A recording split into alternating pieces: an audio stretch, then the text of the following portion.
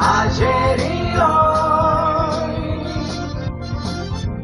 aprendiendo del pasado, de Rensis, ayer y hoy. Cuando uno tiene que escuchar la voz de la historia, cuando tiene que rememorar que hace 100 años nacía esta mujer, que se fue de la vida a los 33 y que pudo dejar testimonio de un tiempo de plena felicidad, y que todo lo que se hizo después del 55 aceleradamente fue regresar, salvo el corto plazo del 73 al 76, de regresar al preperonismo. Uno entiende entonces por qué los factores del poder y por qué los intereses nacionales y extranjeros juegan constante y permanentemente. Pero de todas las historias, la más importante que han logrado no ha sido 2 golpes de Estado contra el gobierno peronista, en el 55 y en el 76. No.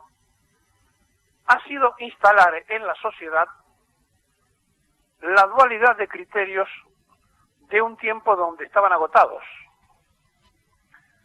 Una comisión de afirmación de la Revolución Libertadora, con muy poquitos miembros, que se diluyó en la historia. Si hubieran tenido razón, tendrían hoy vigencia. Un 41-61 para prohibir pensar en peronistas. Si hubieran tenido razón, hoy no existiría el peronismo. Lo hubieran prohibido por ley. Y tanta otra cosa que han tomado, no alcanzaron. Y entonces se dieron a la tarea de instalar por izquierda y por derecha a personajes que no venían del peronismo, para que con la boleta de los votos peronistas llegaran a determinados lugares de decisión política. Y entonces después la gente decía, mirá lo que están haciendo.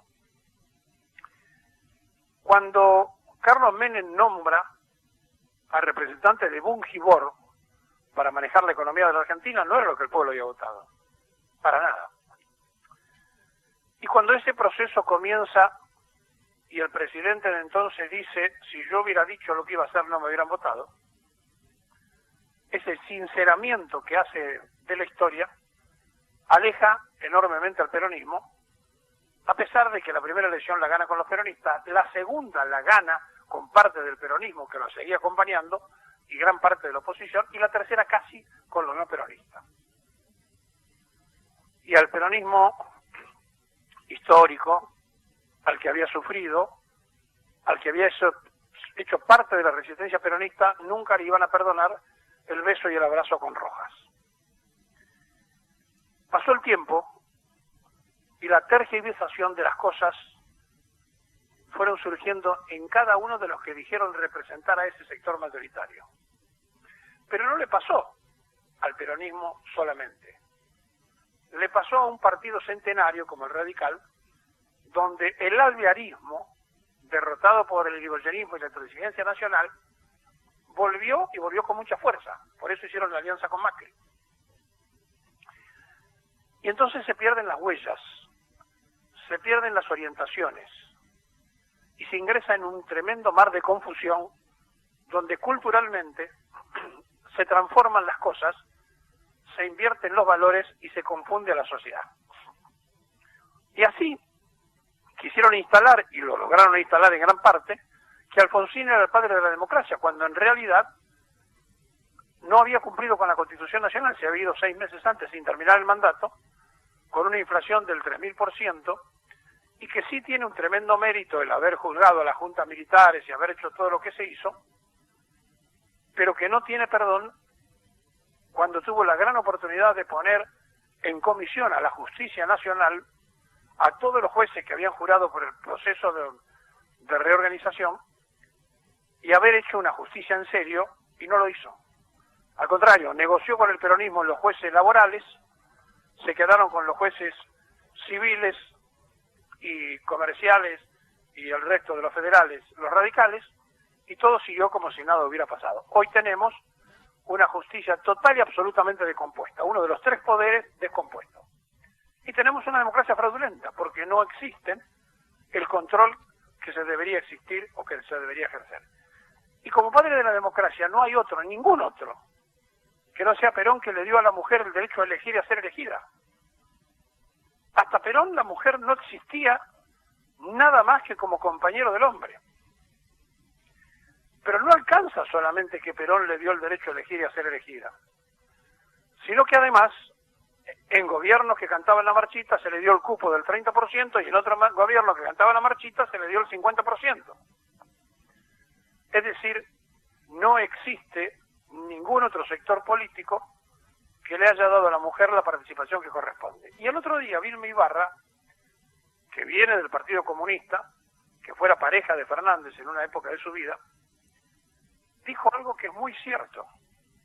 Dijo, en la reunión que se hizo para consensuar el acuerdo social de precios y demás, no faltaban mujeres, no había mujeres. Absolutamente cierto. En los 21 ministros de Fernández hay 3 mujeres. Entonces, nosotros que enarbolamos esa equidad, que han hecho un ministerio para la mujer, una cosa que hasta se puede discutir, no le dan representatividad, no le damos representatividad. Y las mujeres no solamente son la mayoría del padrón, sino que cuando se quiere hablar de costos de la vida, cuando se quiere hablar de presupuesto, cuando se quiere hablar de alimentos, es imprescindible. Pero no está, no la consultamos. Decidimos los varones sobre determinaciones que incluyen, creemos nosotros, la opinión de ellas, sin saber qué piensan. Y estas cosas, de la falta de cuidar lo que decimos a lo que hacemos, nos lleva a la reflexión todo el tiempo. Porque se le otorgan categorías a quienes no la tienen.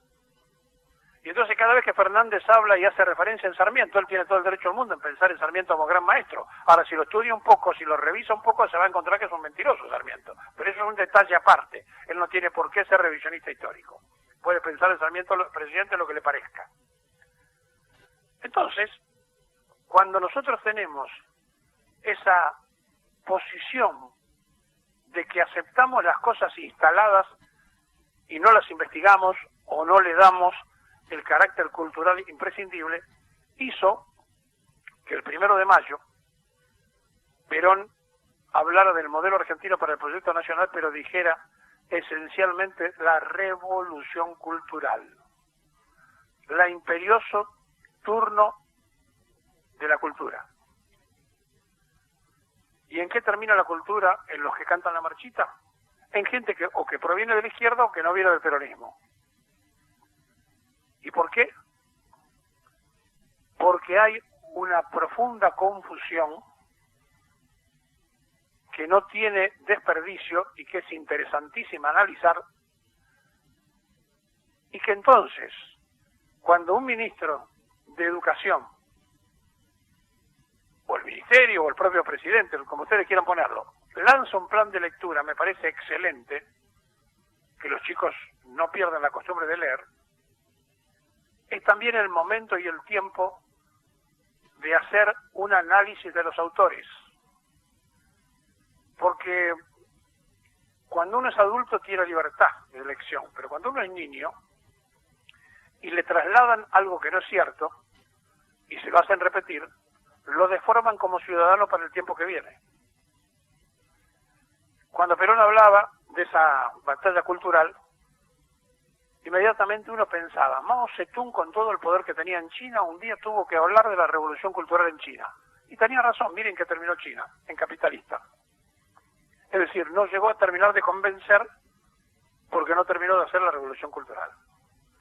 Entonces, un pueblo que mayoritariamente por sentimiento es peronista, no tiene la formación doctrinaria y cultural que debe tener. ¿Por qué? Porque no se hizo, porque Perón no tuvo tiempo, la revolución cultural. Y entonces se reúnen en una convención en el 94 con mayoría justicialista e ignoran la Constitución del 49, la pasan de largo y levantan la bandera de la liberal de 1853 copiada de Estados Unidos, todas las reformas, y no hablan de la única Constitución construida además por el voto ciudadano que eligió a los convencionales constituyentes que hicieron la mejor constitución de la historia argentina, porque además es la primera en el mundo que establece los derechos humanos.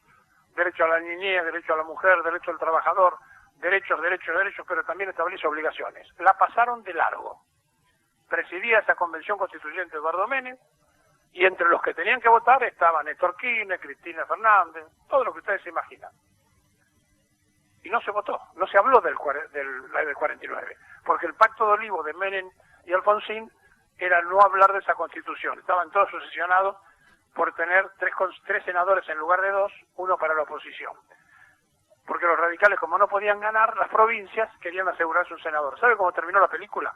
En la provincia de Buenos Aires hubo un momento en que entró Cristina Fernández por la mayoría y Chiche Duhalde por la minoría. Los 3 senadores venían del mismo sector. Da la sensación que no tenemos información, no tenemos formación, no tenemos análisis, y entonces repetimos errores. La cultura no es una cuestión que se aprende en los libros, es parte de nuestra propia vida. Por eso hay una cultura folclórica, que es todo lo que nosotros hacemos como vida. Y me parece que vivimos tremendamente influenciados y apurados, y no nos detenemos a pensar qué Argentina queremos, qué Argentina proyectamos, y andamos de tumbo en tumbo. Cada uno que viene empieza de vuelta, cada uno que viene trae un librito distinto, y en el mientras tanto, un grupo minoritario siempre se va quedando con la leche y con las vacas. Se trata de entender por qué esta batalla de la lectura hay que acompañarla también de una revolución cultural.